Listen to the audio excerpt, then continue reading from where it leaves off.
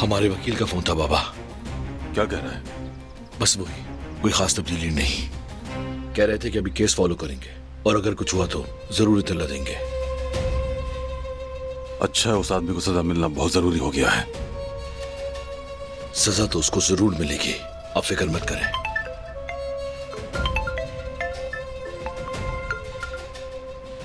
Hello, जो mobile दिया था वो खुला क्या? जी सर, मोबाइल खोल लिया है हमने। अच्छा, और क्या कोई कॉल्स वगैरह हैं? जी सर, सिर्फ एक ही नंबर है जिस पर कई दफा कॉल की गई है। और कोई मैसेज वगैरह? नहीं सर, मैसेजेस वगैरह डिलीट कर दिए गए हैं। क्या वो मैसेजेस दोबारा देखे जा सकते हैं? देखे तो जा सकते हैं, लेकिन उसके लिए मुझे कुछ दिन दरकार है। ठीक है, तो ऐसा करो, जो नंबर डायल किया गया था वो मुझे भेज दो और मैसेजेस भी जल्द से जल्द चाहिए। खैरियत तो है बाबा? हसन का फोन मिल गया है बेटा। पासवर्ड खुलवाने के लिए एक आदमी को दिया था। तो फिर? तो काम हो गया है। हसन ने सिर्फ एक ही नंबर से बात की है। अभी वो लड़का नंबर भेजेगा।